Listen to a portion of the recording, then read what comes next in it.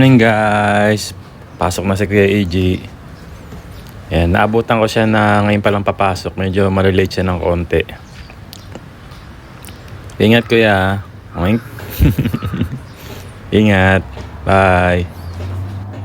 Bye-bye. Bye-bye. Ingat ha. Gambate. Ohayo gozaimasu.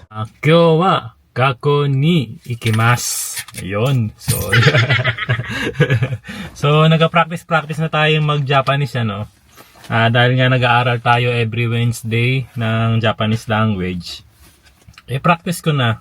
Sabi nga kasi nila, mas maganda kung gagamitin mo yung mga natutunan mo sa conversation. Kaya naman, ayun, susubukan kong gamitin sa inyo. Pero siyempre, sabi nga nila conversation, so ibig sabihin dapat sumasagot din kayo. Kaya kung magko-comment kayo, subukan nyo rin na mag-Japanese. Lalo na yung mga nag-aaral din ng Japanese. Biyahe na muna ako papuntang school. Anong oras na ba? Dahil nga Wednesday po ngayon, 9:40. Ayun, 10 AM kasi ang start natin ng Japanese language.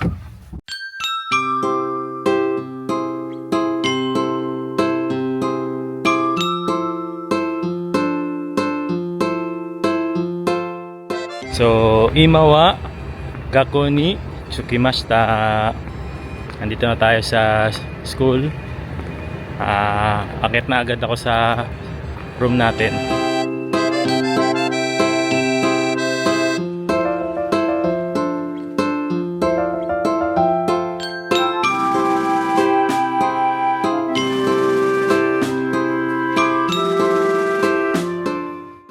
Hi, gozaimasu. Dito na ako sa third floor. Si Sensei ga madanai kara. So, matemasu. Maaga pa naman din. 9:51 pa lang. 10 AM naman eh. Nihongo benkyou wa 10 時から 11 時まで yarimasu. Every Wednesday yan, yung pag-aaral ko ng Japanese language. Tapos sa isang buwan, merong isang Wednesday na wala kaming pasok. Di ba next week yun, wala akong pasok ng Wednesday. Sa mga nagtatanong kung magkano yung bayad ko sa pag-aaral ng Japanese language dito, di ba 500 yen siya, isang oras sa isang linggo. Ohayou gozaimasu. 早いですね。元気ですか？まあなんとか。なんとかってわかる？なんとか？そう、それどういう？特別まあなんとか。元元気気です。じゃないけど、やっと元気で毎日うわーってやってね、あーって言いながらやってるなんとかやってる。なんとか。なんとか。どうぞお入りください。はい。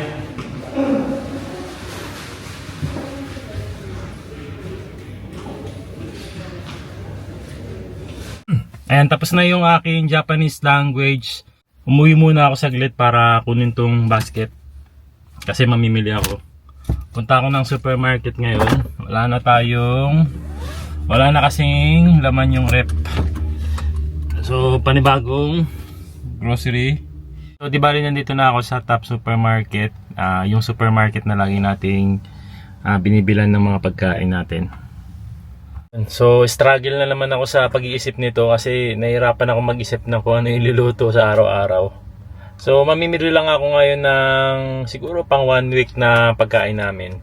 Bago ako pumapasok ang supermarket, nag-iisip na muna ako kung ano yung mga dapat bilhin. Kasi, ayun nga po, ang hirap mag-isip ng lulutuin. Kaya, usually, mga pagkain namin paulit-ulit lang. Mga sinigang, adobo, pag Japanese food naman, mabodopo, kare. Paulit-ulit lang po kami. Sobrang hirap kasi mag-isip ng lulutuin. Tapos, pag gusto naman namin ng Japanese food, hindi ko naman alam yung mga ingredients din. Nahirapan din akong hanapin. Ayun, meron po ba kayong masasuggest na pwede nating lutuin sa mga susunod na araw? Yung tipong madali lang lutuin, tapos healthy, and mura. Kumbaga, madali lang hanapin yung ingredients. Ayan. Pag may suggestion po kayo, paki-comment naman po. Naintindihan ko na yung mga tagaluto natin sa bahay. Sobrang hirap. Lalo na nung time na si Mama Aya yung lagi nagluluto. At pang umaga rin ako sa trabaho. Lagi niya siya sabi, anong lulutuin natin, anong ulamin natin. Nahihirapan din siya mag-isip. Ngayong ako na yung nagluluto dahil nga nandito ako sa umaga sa bahay. Dahil ang trabaho ko pang gabi. Sabi ko ako naman ang magluluto sa bahay. Nahihirapan din ako mag-isip. Ayun. Kayo, ano po ba yung madalas na niluluto nyo kapag kayo yung tagaluto sa bahay? And anyway, sige mamimili muna ako. Pag nabasa ko yung mga comment nyo about dun sa suggestion nyo, yun yung bibiling ko naman sa susunod na linggo. Ayan, dali na natin tong basket para hindi na tayo bumili ng plastic. And iwas na rin tayo sa paggamit ng plastic kasi alam naman natin na masama sa kalusugan natin yung plastic kapag sinusunog na nila. Yun, kaya mas maiging magdala na lang ng lalagyan ng mga pinamili. Yun, bukod doon sa pagbabayad natin ng plastic, iwas din tayo sa paggamit ng plastic. Ayaw natin ng plastic. Yan, tara.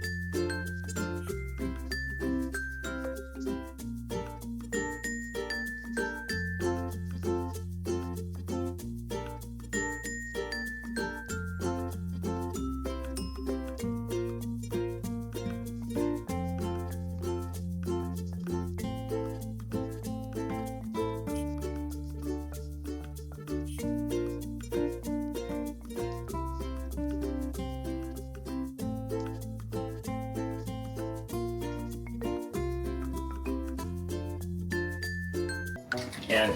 Bahay na po ako. Ito yung mga napamili natin ngayon. Para sa 1 week na budget. So yung total lang na pamili ko kanina ay 8,790 yen. Para sa isang linggo. Bumili ako ng juice. Vegetable and fruit juice. Tapos, ayan. Shikako pang tinapay, spinach, tapos bumili ako ng broccoli, bumili ako ng salmon belly, request ni Mama Aya, tapos hipon, tapos salmon, 2 pack, 700 isang pack. Tapos pork belly para sa sinigang. Ayan, mag-aampalaya tayo na may itlog. Igisa lang natin yan. Tapos sausage, hotdog, ayan, cheddar cheese. Mga tinapay, egg sandwich para sa almusal nila bago pumasok sa school. Yung favorite ni Kuya EG, yung custard cream. And carrots para sa kare. Magkakare tayo. Ito nga yung kanina, yung mushroom para sa soup. Okare sweat. Dahil nga sobrang init na ng panahon ngayon. So, jelly, dahil nga mainit ang panahon, nilalagay siya sa rep, pinapatigas na jelly. Tapos yun, may instruction naman kung paano siya kainin. And, yogurt. Hindi mawawala sa rep namin. Asparagus. Masarap daw to lagyan ng ham or bacon. Gigisa lang, lalagyan ng paminta saka ng asin. Pwede nang ulamin. Tapos bumili tayo ng cake. Request ni Yuna Chang naman to. Ito naman, cake. Request ni Kuya AG. Yun. Yun, 8,000, magkano yun? 8,970 na yun. Ang bilis ng pera dito, ano? Parang hindi nga aabot na isang linggo. Ayan, time check po. 1:50 ng hapon. Maya-mayang konti, alis na ako. Punta ako sa school ni Kuya AG. Kasi meron kaming meeting ng 2:30 sa school. Di bali, merong Jugyo Sangkan na tinatawag. Ang ibig sabihin po ng Jugyo Sangkan ay class observation. So, yung mga magulang po or yung guardian ng mga batang nag-aaral doon ay bibisita sa klase nila at ayun, para i-observe yung mga ginagawa nila sa school ng mga bata. Nung nakaraan, pumunta ako sa Jugyo Sangkan ni Yuna Chang. And ngayon naman sa Jugyo Sangkan naman ni Kuya Eiji. So baka may magtatanong uli, bakit ako daw yung gumagawa, bakit daw hindi si Mama Aya? Wag naman nating kaugalian din na pag may mga gantong kailangan sa school, nanay ang pumupunta. Ayan. Pwede naman ang tatay. Si Mama Aya kasi nagtatrabaho siya ng umaga. And ako naman, ang trabaho ko naman kasi is yakin. Panggabi naman ako, kaya may oras naman ako sa umaga para mag-asikaso dito sa bahay, pati na rin sa mga bata, sa school ng mga bata. So, pag-uwi naman ng mga bata po, inaasikaso naman ni Mama Aya yung kanilang mga ginagamit sa school. Inaasikaso ni Mama Aya yung mga homework ng mga bata. So, dapat tulungan lang talaga pagdating sa pagpapalaki sa mga bata. Ayan, naalala ko lang tong may nag-comment kasi last time. Ang comment niya kasi, under ka pala Kuya JP, lagi ikaw ang nagluluto.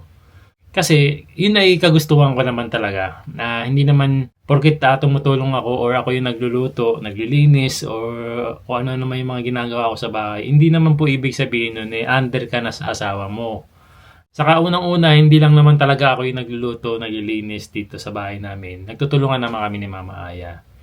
Kung sakali man na ikaw yung madalas na gumagawa bilang lalaki, ikaw ang gumagawa sa loob ng bahay, hindi naman porkit ginagawa mo yun, under ka na ng asawa mo. Ginagawa mo yun kasi kaya mo naman talagang gawin and gusto mo naman talagang gawin and gusto mo rin tulungan yung asawa mo. No? Huwag nating kasing iniugalit na kung sino yung babae, siya ang dapat gumawa lahat ng gawaing bahay. Okay lang yan. Dapat nga maging proud ka pa na natutulungan mo yung asawa mo sa bahay. Dahil yun ang masabi natin tunay talagang lalaki, yung marunong tumulong sa asawa. Kaya wala tayong dapat ikaya kung ginagawa natin yan. Ayun, anyway, sige, alis na ako. Punta na ako sa school ni Kuya Eiji. Yan, nandito na ako sa school nila Kuya Eiji.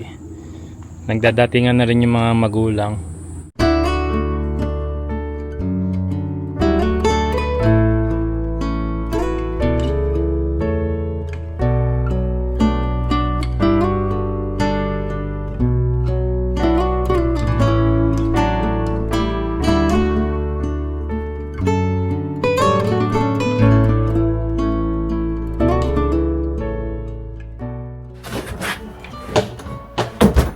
Ayan, bahay na po ako. Uuwi lang natin galing sa Jugyo Sangkan ni Kuya Eiji. Oops. Ayan, so di bali yun, hindi na tayo nag-video doon kasi bawal din dahil mga estudyante yung nandoon, tapos masyado silang mapafocus sa video. Kwento ko na lang sa inyo kung ano yung nangyari. Ayun, di bali yung class kasi nila na yon, yung subject nila nung time na nag-Jugyo Sangkan kami kanina ay music. About music yung tinuturo. Tinuturo kanina sa kanila is parang do, re, mi, fa, sol, la, ti, do. So ibig sabihin parang about music siguro yun. Tapos meron silang sinasagutan doon kanina sa papel. May pinaparinig ang sensei nila na sounds. Tapos tinatanong sila, ano yung nararamdaman or nakikita nyong image doon sa sounds na napakinggan nyo. Tapos susulat nila. Pagkasulat nila ng mga images na naiisip nila, ayun, nanong na sila ng sensei nila kung ano yung mga images na yun na sinulat nila or naisip nila. So, siyempre, yung mga estudyante magtataas lang ng kamay para sumagot. Katulad nung na-experience ko nung nag-aaral ako, hindi naman lahat talaga nag-raise ng hands. So, nagtataas ng kamay. Kasi yung iba nahihiya or walang maisagot. Tapos yung iba naman, nagtataas ng kamay, malakas ang loob or may gustong sumagot. Ayan. Natuwa lang ako kay Kuya AJ kasi isa siya dun sa mga nagtataas ang kamay. So, ibig sabihin, may sagot siya at gusto niyang sumagot. So, sa simpleng ganun ni Kuya AJ na nakita ko, sobrang nakaka-proud naman. At kahit na medyo nahirapan siyang mag-adjust ng pag-aaral dito sa Japan, nakikita mo talagang nagko-cooperate siya doon sa klase. Tumataas siya ng kamay tapos yung sagot pa niya ay talagang hindi ko maintindihan kasi talagang medyo malalim yung Nihongo niya. At siya lang ang nakasagot ng ganun. The rest kasi yung mga sagot nila, iiba ang words pero same ng meaning. Pero yung sa kanya kasi, isa lang yung nakasagot na ganun tapos walang katulad dun sa mga sagot ng ibang estudyante. Kaya parang, ayun, sobrang nakaka-proud si Kuya AJ. So, yun lang ang na-observe ko. Kaya siya tinawag na club observation. So, yun yung na-observe ko sa klase ni Kuya AJ ngayon na sobrang nakaka-proud din talaga. Ayun. Hindi naman talaga maghirap mag-aral kung talagang nag-aaral ka talaga eh. Yun ang ginagawa ni Kuya AJ ngayon. Kahit na na-late siya ng pag-aaral dito sa Japan dahil sa mga hindi nakakaalam, grade 3 na si Kuya AJ nung nagsimula siya mag-aaral dito sa Japan. So talagang malaki yung adjustment na ginawa niya. And ngayon first year junior high school na siya. Ayan, talagang pinipilit niyang makahabol. And alam ko maraming mapaproud din kay Kuya AJ sa mga nag-aabang kay Kuya AJ. Ayan, so bago ko umidlip dahil ipasok ako mamaya sa trabaho, ayan, magluluto muna ako ng uulamin ni Kuya AJ sa ni Yuna Chang mamayang hapunan pag uwi nila. Ayan. So, ang ulam nila mamaya, ayan, salmon. Tapos, gagawan ko na lang sila ng side dish na pipino. Kasi maraming binigay na pipino si Oya-sang, yung landlady namin dito. Marami na naman binigay na pipino, saka ng talong, saka ng patatas na naman. Ayan o. Dalawang plastic itong binigay ni Oya-sang. Merong talong. Ganda o, bagong pitas o. Sarap nito. Nagustuhan ni Kuya AJ yung ginawa ko nakaraan na tortang talong. Itlog lang sa katalong. Gustong gusto na niya. So, torta ko yan bukas. Tapos, napakaraming pipino na naman ang binigay ni Oya-san. Ayan o. Fresh from the farm. So, gagawin nating side dish to. Kasi may ginagawa kami ni Mama Aya na para magkaroon siya ng konting lasa. Yung pipino. Tapos, sobrang dami na naman patatas. Ayan. Alam ko na rin ang gagawin ko rito sa patatas.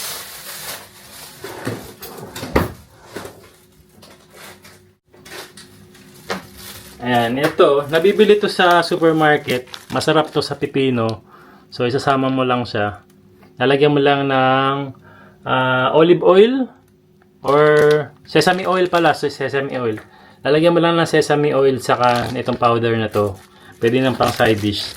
Kasi ito naman, last time ginawa ko na to sa patatas namin. Dahil marami tayong patatas. Ito naman, nabibili rin sa supermarket. So, ibaboil lang yung patatas na naka-cube na. Tapos, ipiprito lang sa salad oil. Then, ilalagay na to. Grabe, sobrang sarap. Nagustuhan din ni Yuna Chang sa kanila Kuya AJ to. Hindi lang natin na-videoan last time. Tapos, sa susunod, ito naman yung side dish na gagawin ko sa kanila. Tomato na may avocado. Ayan. Para kahit paano nakakain sila ng gulay. Ayan. Pag mga ganitong klaseng side dish yung ginagawa namin, kinakain nila Kuya AJ sa kanila na siyang. Kasama ko dun sa salmon nila na prito, itong salad na pipino. Ayan, prito na muna tayo.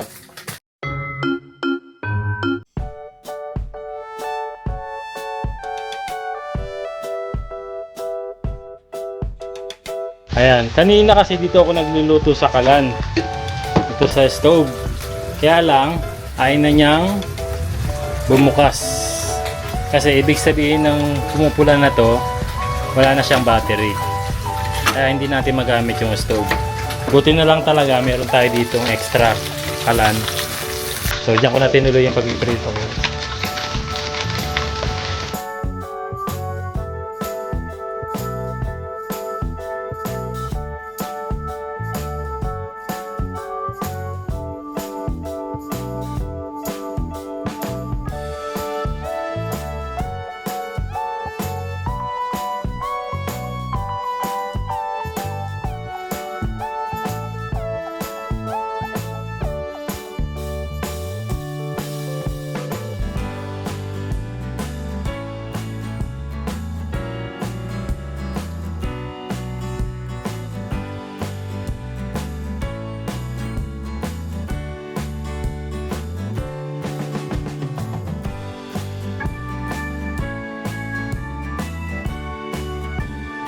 Tikman natin.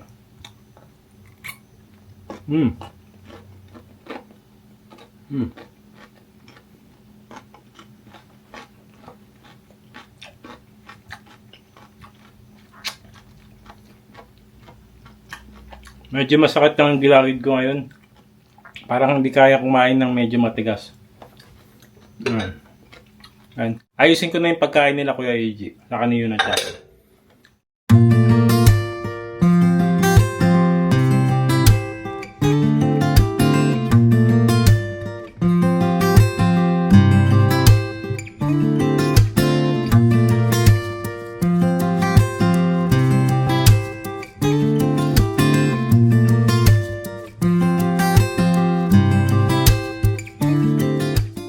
Jay, ano yung subject nyo kanina? Music ba yun? Opo. Ha?